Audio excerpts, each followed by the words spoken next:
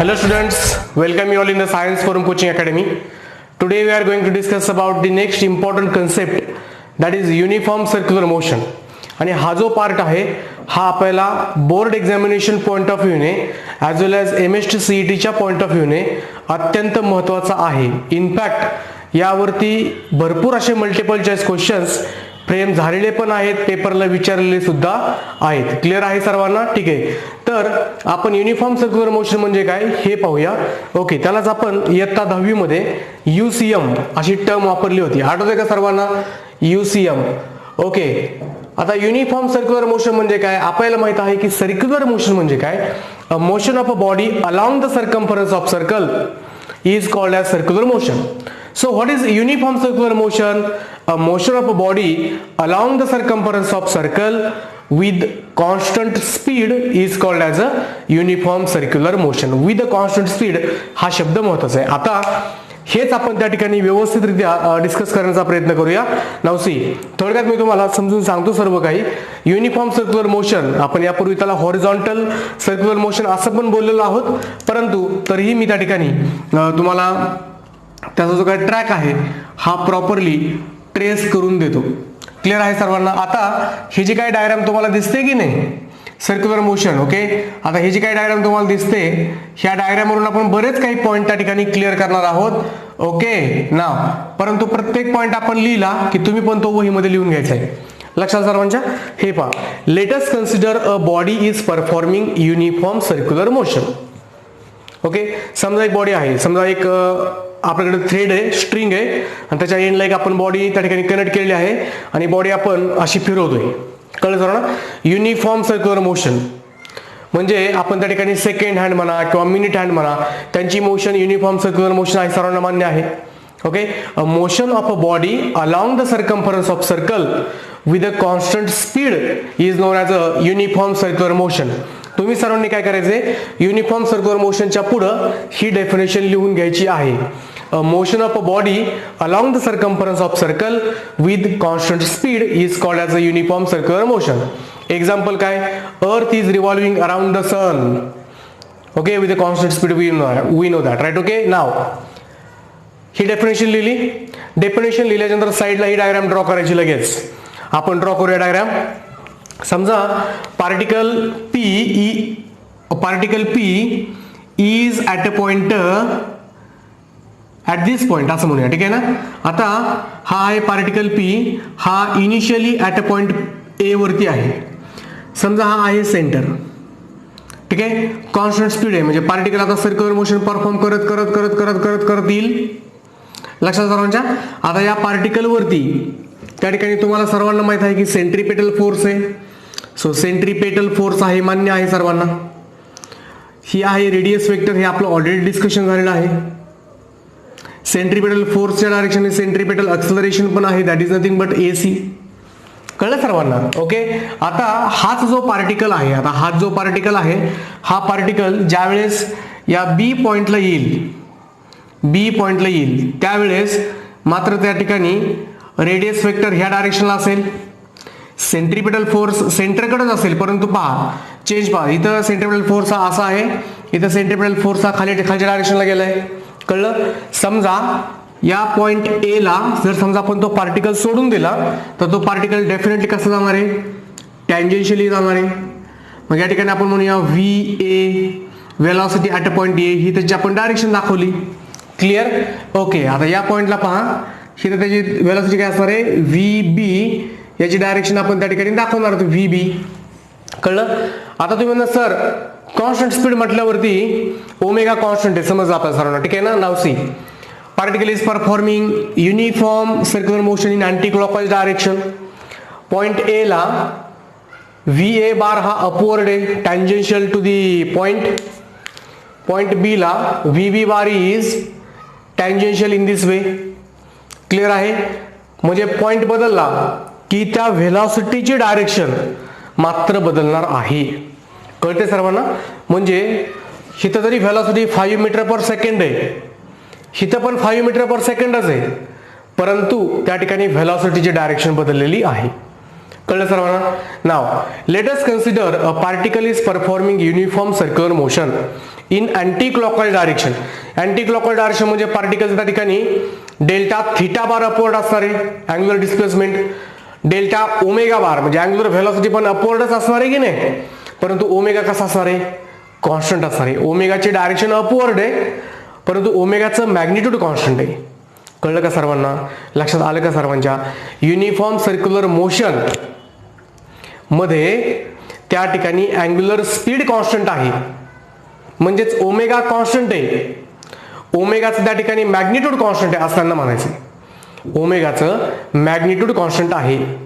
कळलं सर्वांना? आता एक नंबरला तुम्हाला कसे पॉईंट लिहायचे ते पहा. एक नंबरला तुम्ही लिहायचं आहे डेफिनेशन. डेफिनेशन तुम्ही स्क्रीनवरती पाहून लिहायची. ओके, मी तुम्हाला स्क्रीनवरती काय डेफिनेशन दिली एक मिनिट मला पाहू द्या बरं. स्क्रीनवरती डेफिनेशनची काय दिलेली आहे? Motion of a body along the circumference of circle with a constant speed. अशीच आहे का? येस, बरोबर. ओके, ही डेफिनेशन कॉपी करा. त्यानंतर डेफिनेशन झाली, खाली टाका कॅरेक्टरिस्टिक्स आणि एक नंबर म्हणा in UCM uniform circular motion in UCM angular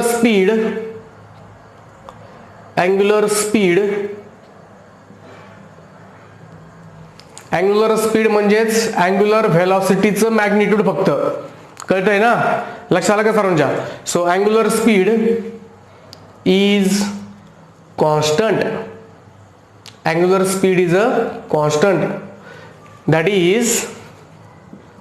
is omega is constant.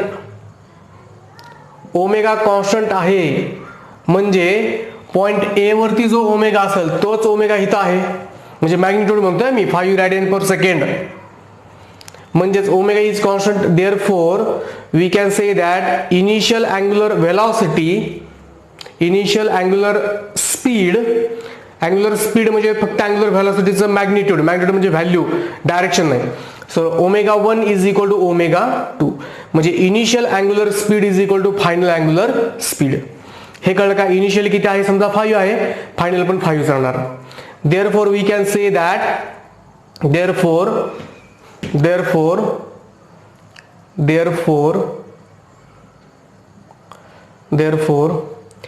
Change in angular speed हे असं लिहून घ्यायचंय कारण हे पुस्तकामध्ये दिलेलं नाहीये तुम्हाला हे. Okay, therefore change in angular speed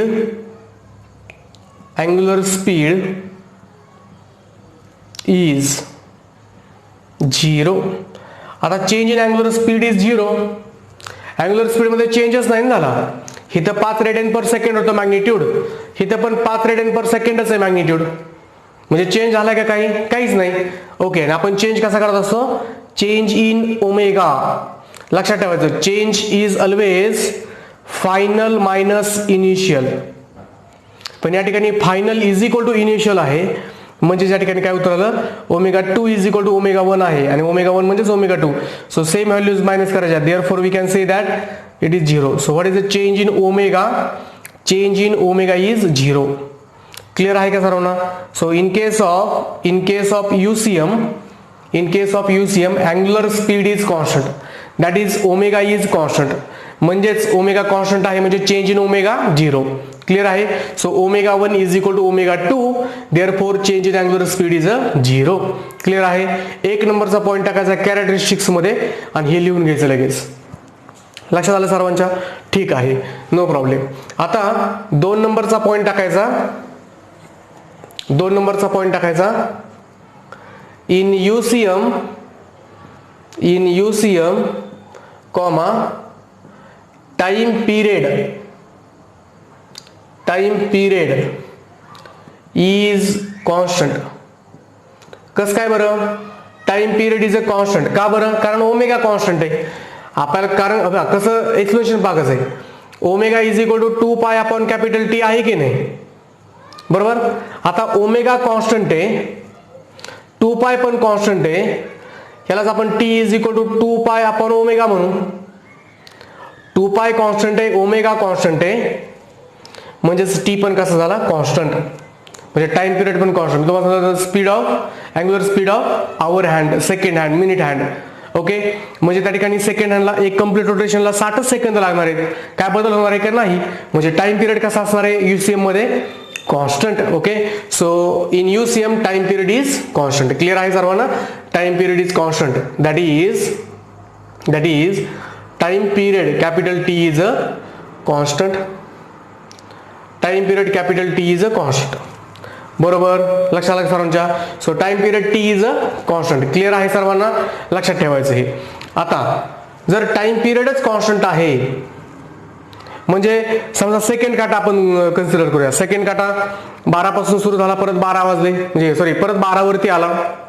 60 second म्हणजे त्या ठिकाणी परत 60 सेकंदामध्ये तो 12 वरती येणार आहे. परत पुढे गेला 60 सेकंद, परत 12 वरती. म्हणजे या ठिकाणी ही मोशन कसली झालेली आहे. ही मोशन झाली पिरियॉडिक मोशन. कसली मोशन. Periodic motion. ओके, तर त्या ठिकाणी देअरफोर काय म्हणतात आपल्याला. Therefore uniform circular motion is periodic motion. Uniform circular motion is periodic motion. Therefore uniform circular motion is periodic motion. Therefore UCM is periodic motion. कारण त्याचा period कसा आहे. कॉन्स्टंट आहे. periodic motion. क्लिअर आहे का सर्वांना. ओके, नाव 3 नंबरचा point टाकायचा आणि म्हणायचं in UCM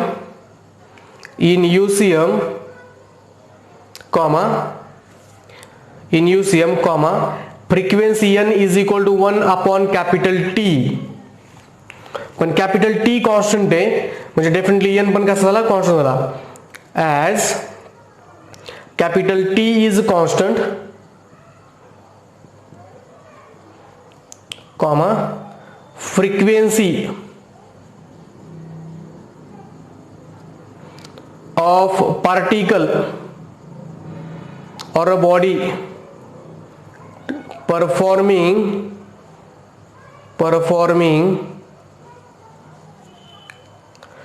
UCM is constant. लक्षात ठेवायचं. फ्रिक्वेन्सी पण कशी आहे.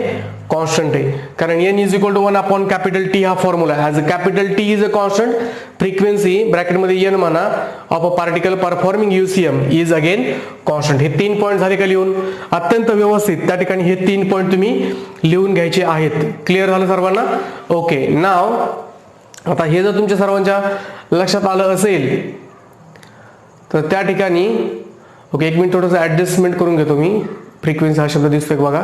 Okay, UCM is a constant. Clear आहे सर्वांना. नाव सी नेक्स्ट पॉइंट. अजून काय वाटतं तुम्हाला. ओमेगा तर अँग्युलर स्पीड तर कॉन्स्टंट आहे, कारण अँग्युलर स्पीड म्हणजेच अँग्युलर व्हेलॉसिटीचं मॅग्निट्यूड. अँग्युलर व्हेलॉसिटी म्हणजे काय हे पहा. अँग्युलर व्हेलॉसिटीला काय असतं. अँग्युलर व्हेलॉसिटीला मॅग्निट्यूड पण असतं आणि डायरेक्शन पण असतं. कळतंय सर्वांना. आता डायरेक्शन बद्दल आपण तर बोललोच आहे, कारण अँटी क्लॉकवाईज म्हटलं की अपवर्ड आहे, क्लॉकवाईज म्हटलं की डाऊनवर्ड आहे, माहिती आहे आपल्याला. फक्त ओमेगा हे झालं त्याचं मॅग्निट्यूड म्हणजेच अँग्युलर स्पीड आहे. स्पीड म्हणजे काय असतं. अँग्युलर स्पीड म्हणजे speed is a scalar quantity which has only magnitude not a direction. मग अँग्युलर स्पीड म्हणजे अँग्युलर व्हेलॉसिटीचं मॅग्निट्यूड असं म्हणायला काय हरकत आहे का. ओके, यस, लक्षात आलं. नाव हे झालं. असं आपल्या पुस्तकामध्ये रेफरन्स घेतला ऍक्च्युली. क्लिअर झालं सर्वांना. ठीक आहे, हे तुम्ही सर्वांनी व्यवस्थित लिहून घ्या. या ठिकाणी हे मी आता रफ करून टाकतो, परंतु वहीमध्ये तुम्ही व्हिडिओ पॉज करून सर्वच्या सर्व गोष्टी लिहून घ्यायच्याच आहेत. क्लिअर झालं सर्वांना. तर आपण फ्रिक्वेन्सी पर्यंत आलो होतो. नाव आता आपण एक काम करूया परत पुढं. पॉइंट नंबर 4 पॉइंट वाजला. पॉइंट नंबर 4 4 नंबरचा पॉइंट. मला सांगा, ही तर तुम्हाला माहिती व्हेलॉसिटी कशी आहे. टँजेन्शियल. व्हेलॉसिटी टँजेन्शियल आहे म्हणजे त्याचं डायरेक्शन बदलते की नाही. Yes. So velocity, the direction of velocity in UCM is a variable और changes in a tangential direction. Okay, ते आपण लिहून घेऊ शकतो. आता हेच आपल्याला आपल्या भाषेमध्ये कसं लिहायचं आहे. In UCM the direction of velocity is along the tangent drawn to the position of particle. Okay, लिहून टाका. In UCM comma the direction of in UCM the direction of velocity changes along the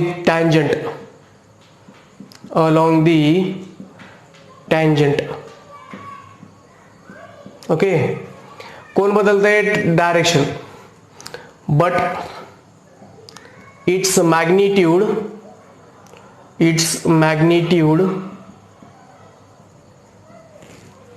is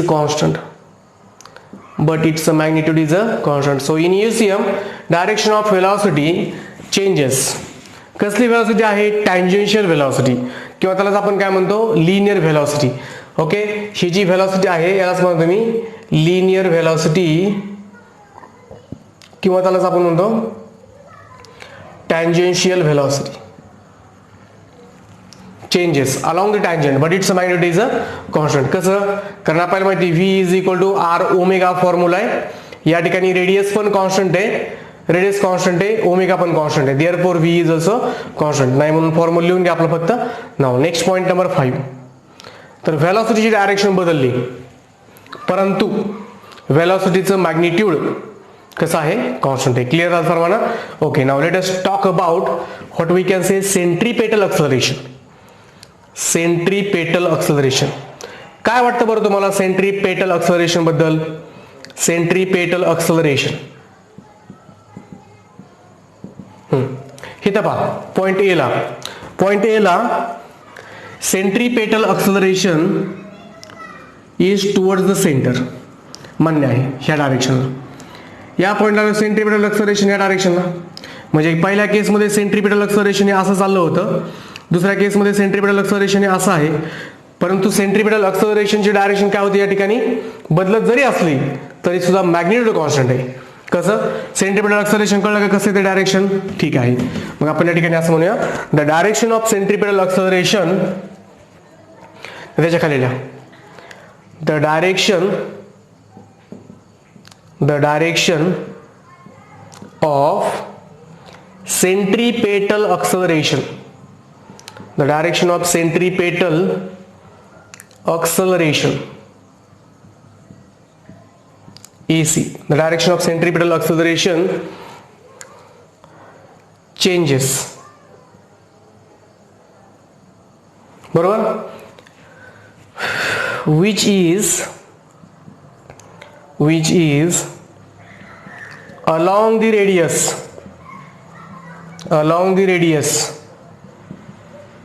Radius means position vector. Okay, so along the radius and towards the center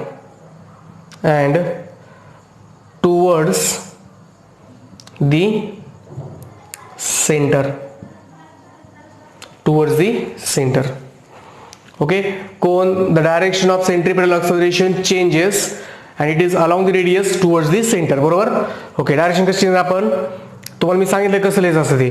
AC is equal to v square upon r हा formula झाला. बरोबर? जर आपल्याला या फॉर्म्युलेचं म्हटलं तर आपण इथं आर कॅप करावं लागेल, इथं मायनस साइन द्यावं लागेल. कळलं? रेडियस वेक्टर अवे फ्रॉम ए आणि सेंट्रिपेटल टुवर्ड्स दे. किंवा याला पण आपण असं लिहू शकतो ऑर कसं लिहिणार हे तर लिहून दाखवतो मी तुम्हाला. AC इज इक्वल टू कोणता फॉर्म्युला आहे? R omega square. इथं जर मी आर कॅप केलं इथं AC बार करावं लागेल, इथं मायनस साइन द्यावं लागेल. So AC bar is equal to minus r omega square r bar upon r cancel it is equal to minus omega square r bar. कळलं का सर्वांना? So this is about the direction. Clear आहे? खालच्या ओळीला आता ह्याच्यामध्ये centripetal acceleration मध्ये हा झाला पॉईंट नंबर ए. आता पॉईंट नंबर बी पाहूया. पॉईंट नंबर बी मध्ये काय म्हणतात? The magnitude of centripetal acceleration.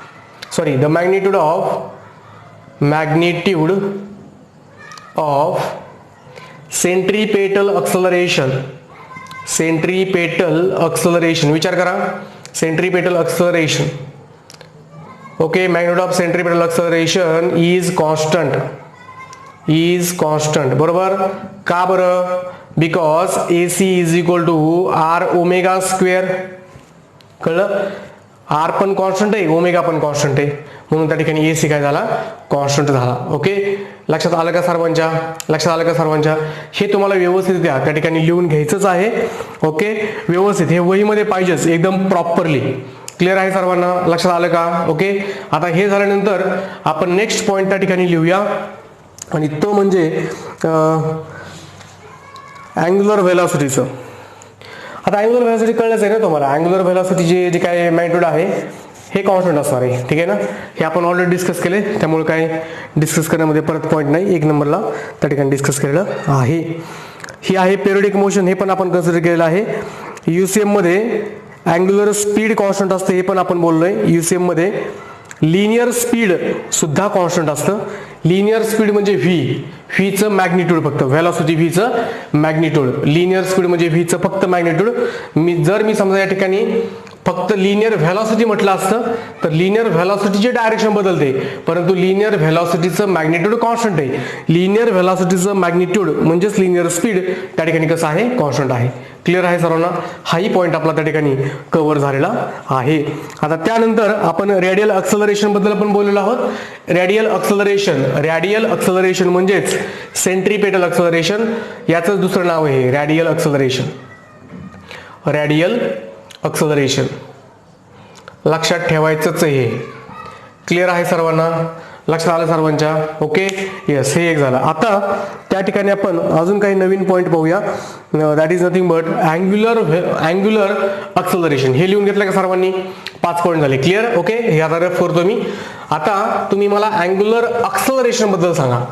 Angular acceleration म्हणजे अल्फा. आठवतंय का? What is angular acceleration? The rate of change of angular velocity with respect to time. Okay, मग त्या ठिकाणी alpha, the angular acceleration is, कसं आहे चेक करता का थोडा वेळ? मी तुम्हाला हिंट देतो. किती 5 पॉईंट झाले ना? 6 नंबरचा पॉईंट. अँग्युलर एक्सेलरेशन कसं असणार आहे? अँटी क्लॉकवाईज असेल तर अल्फा तुमचा अपवर्ड असेल आणि क्लॉकवाईज अल्फा कसा असेल, डाऊनवर्ड असेल. परंतु या ठिकाणी अल्फा येईल का हे शोधायचं आपल्याला. Okay, 6 number. Angular acceleration in UCM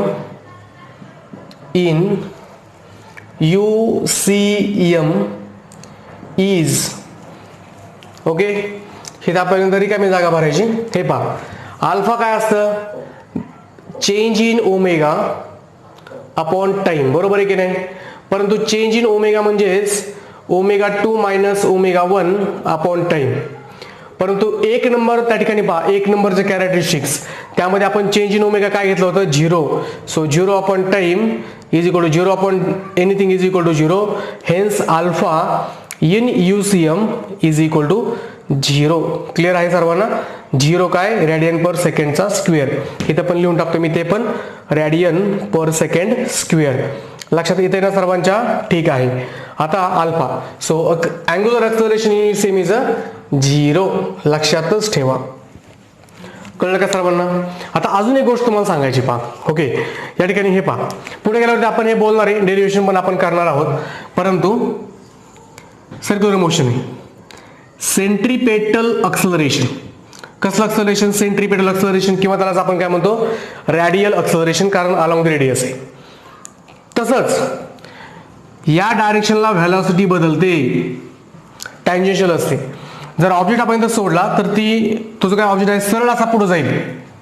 कळलं का सर्वांना? मग आपल्याला माहिती, सरळ ऑब्जेक्ट पुढे जाईल म्हणजे व्हेलॉसिटी चेंज झाली. ह्या पॉईंटला ह्या डायरेक्शनला, ह्या पॉईंटला ह्या डायरेक्शनला, म्हणजे त्या ठिकाणी एक्सेलरेशन अजून एक असणार आहे. आता इथे UCM आहे त्यामुळे काय एक्सेलरेशन नसेल, कारण स्पीड कॉन्स्टंट आहे. परंतु जर UCM नसतं, म्हणजे नॉन UCM जर असतं, तर टँजेन्शियल डायरेक्शनला पण एक एक्सेलरेशन आलं असतं, आणि आपण त्याला म्हणत असतो टँजेन्शियल एक्सेलरेशन. ह्या डायरेक्शन कसलं एक्सेलरेशन असतं? Tangential acceleration. क्लिअर आहे का सर्वांना? आणि मग रिझल्टंट एक्सेलरेशन काय असणार आहे? या बाजूला AC, या बाजूला AT, तर रिझल्टंट असेल हे एक्सेलरेशन, टोटल एक्सेलरेशन म्हणतो आपण त्याला. कळते का सर्वांना? ओके, म्हणजे या जर ठिकाणी आपण हे पाहिलं तर एवढं अंतर AC आहे, हे आहे अंतर AT, हा आहे राईट अँगल ट्रायंगल. कळते सर्वांना? म्हणजे या ठिकाणी आपण पायथागोरस थेरम जर वापरलं तर ह्याचे काय रिझल्टंट एक्सेलरेशन येते की नाही? So A is equal to under root मध्ये काय येईल रे? AC square plus AT square. Clear आहे. तर हे आपण पुढच्या लेक्चरमध्ये किंवा पुढच्याच लेक्चरमध्ये आपण त्याबद्दल त्याचं डेरिव्हेशन पाहणारच आहोत. परंतु या ठिकाणी या चॅप्टरमध्ये आपल्याला टँजेन्शियल एक्सेलरेशन काढायचं आहे आणि tangential acceleration AT is equal to how much. Tangential acceleration हे पहा, हे झालं सेंट्रीपेटल एक्सेलरेशन, हे झालं टँजेन्शियल एक्सेलरेशन, हे झालं सेंट्रीपेटल किंवा रेडियल आणि हे झालं त्याचं रिझल्टंट एक्सेलरेशन. तर resultant acceleration is equal to आपल्याला कळतच आहे, हे समजा ए घ्या. ओके. परंतु या ठिकाणी म्हणजे टँजेन्शियल जसं AC is equal to R omega square असतं तसं AT is equal to R alpha असतं. एवढा फॉर्म्युला मात्र आता लक्षात ठेवा. उद्याच्या लेक्चरमध्ये आपण हा फॉर्म्युला सुद्धा डिराईव्ह करू. चालतंय ना? कळलं सर्वांना? ओके. येस. नाव सी, हा फॉर्म्युला लक्षात ठेवता की नाही? नाव पॉईंट नंबर 7 टाकायचा, पॉईंट नंबर 7 टाकायचा. त्याच्या साईडला वाटलं ती डायग्राम त्या ठिकाणी ड्रॉ करायची, छोटीशी डायग्राम. ओके. येस. आणि म्हणायचं tangential acceleration, tangential acceleration, tangential acceleration in UCM, tangential acceleration ब्रॅकेटमध्ये म्हणा AT in UCM, in UCM is 0. Direct उत्तरच लिहून ठेवतो, पुढे ते माहितीच आहे. That is AT is equal to which formula? R alpha. तर या ठिकाणी R अल्फा किती आला UCM मध्ये? 0. So R into 0. So what is AT is equal to 0. कळलं का सर्वांना? AT is equal to 0. लक्षात आलं सर्वांच्या?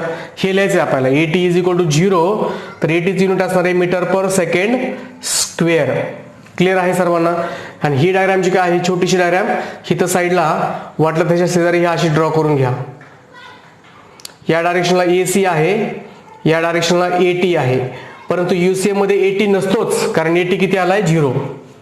कळलं का सर्वांना? लक्षात आलं का सर्वांच्या?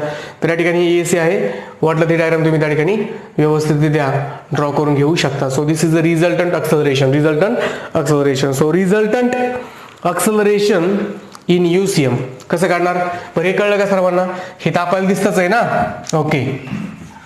तर रिझल्टंट एक्सेलरेशन इन UCM, ह्या सर्वच्या सर्व प्रॉपर्टी प्रॉपरली लक्षात ठेवायच्यात. Resultant acceleration in UCM, resultant acceleration in UCM is given by, किंवा इफेक्टिव्ह म्हणा, किती 8 नंबरचा पॉईंट आहे ना?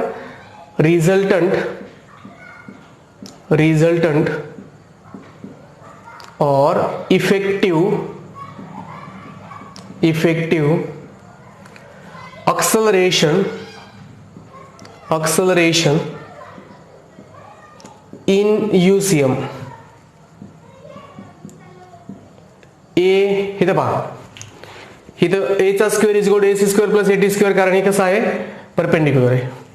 So A square is equal to AC square plus AT square. AC म्हणजे AR म्हणजेच रेडियल, दोन्हींचा अर्थ एकच असतो. म्हणजेच A is equal to under root मध्ये AC square plus AT square.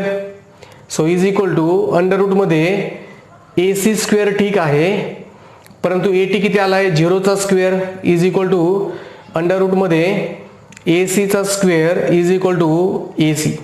So what is the resultant acceleration? A is equal to, किंवा A effective म्हणा, is equal to centripetal acceleration is equal to काय असणार आहे? R omega square किंवा V square upon R. म्हणजे UCM मध्ये फक्त एकच एक्सेलरेशन आहे आणि ते म्हणजे सेंट्रीपेटल एक्सेलरेशन. UCM मध्ये टँजेन्शियल एक्सेलरेशन नाही. ओके. म्हणजे UCM मध्ये एक्सेलरेशन आहे, एकच आहे, कोणतं? सेंट्रीपेटल. आता एक्सेलरेशन आहे म्हणजे त्या ठिकाणी आपण काय म्हणणार? त्या ठिकाणी काय म्हणणार? Therefore UCM is, therefore UCM is, therefore, therefore UCM is accelerated motion. कसली मोशन आहे?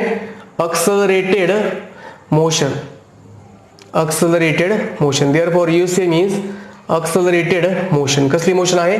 कारण UCM मध्ये एक्सेलरेशन आहेच ना, एक का होईना. कळलं का सर्वांना? So this is nothing but point number 8. Okay. Now point number 9. हा, एक्सेलरेशनचा संपला. आता कायनेटिक एनर्जी काय असेल? Kinetic energy. So kinetic energy, kinetic energy in UCM is constant. का बरं? कारण kinetic energy is equal to 1/2 mv चा स्क्वेअर फॉर्म्युला आहे. Therefore is equal to 1/2 m. What is v is equal to r omega, त्याचा करा square, is equal to 1/2 m r square omega square. Therefore we can say that kinetic energy is constant. कळलं? कारण omega constant आहे, r पण constant आहे. Clear आहे? So this is nothing but point number 9. Point number 9 लक्षात आलं सर्वांच्या? नाव angular momentum कसा असेल? अँग्युलर मोमेंटम फॉर्म्युला येतोय सर्वांना. Angular momentum L is equal to I omega. बरोबर? तर या ठिकाणी पॉइंट नंबर 10 टाकायचा. Angular momentum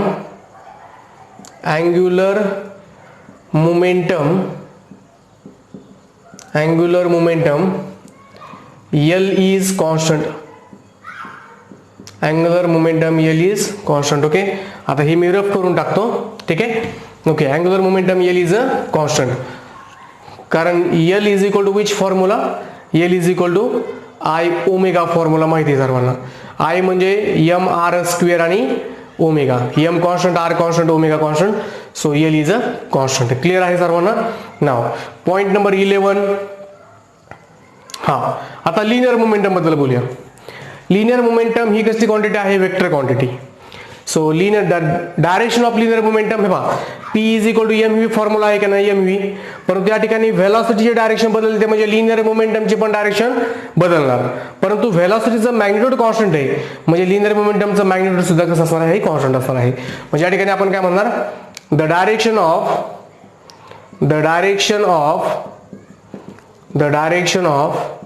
linear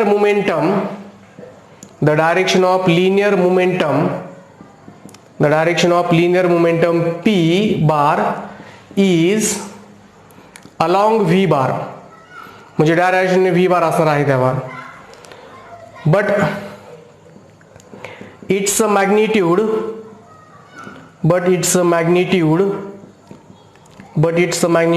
is constant. Clear आहे सर्वांना? कळलं का सर्वांना? का बरं कॉन्स्टंट?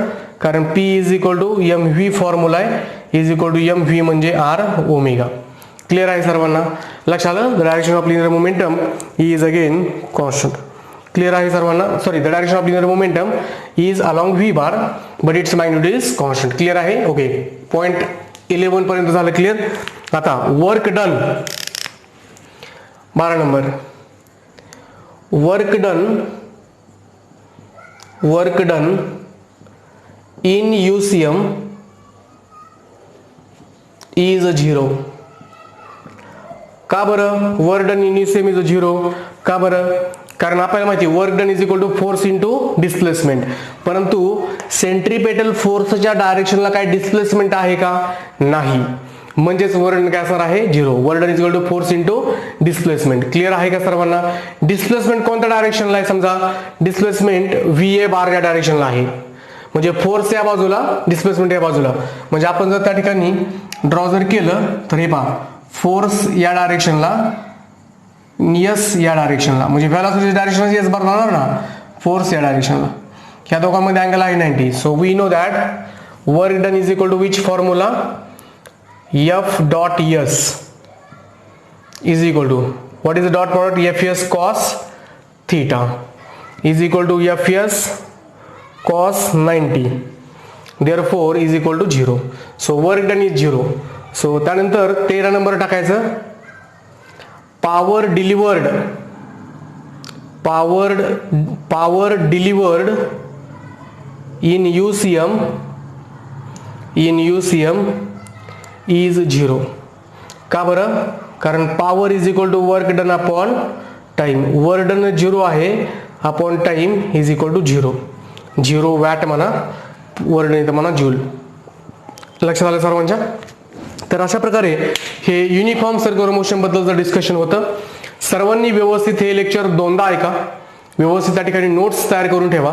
एकदा नोट्स तुम्ही प्रॉपरली बनवल्या की तुम्हाला डेफिनेटली या ठिकाणी युनिफॉर्म सर्क्युलर मोशन येऊनच जाणार आहे. आणि नेक्स्ट लेक्चरमध्ये मी युनिफॉर्म सर्क्युलर मोशनवरती एक न्यूमेरिकल घेईल प्लस नॉन युनिफॉर्म सर्क्युलर मोशनचा जो कॉन्टेंट आपल्या सिलेबसमध्ये आहे तो कंप्लीट करेल. म्हणजे जवळपास 40-45% हा चॅप्टर आपला कंप्लीट होईल. क्लिअर आहे सर्वांना? तर अशा प्रकारे हा जो काय आतापर्यंतचा डिस्कशनचा पार्ट होता, हा पार्ट ऍक्च्युली तुमचा पूर्णपणे बेसिक तुमचा या ठिकाणी रोटेशनल डायनामिक्सचा पूर्ण बेसिक पार्ट होता. क्लिअर आहे सर्वांना? तर मला वाटतं आपण या ठिकाणी थांबूया. धन्यवाद. All the best.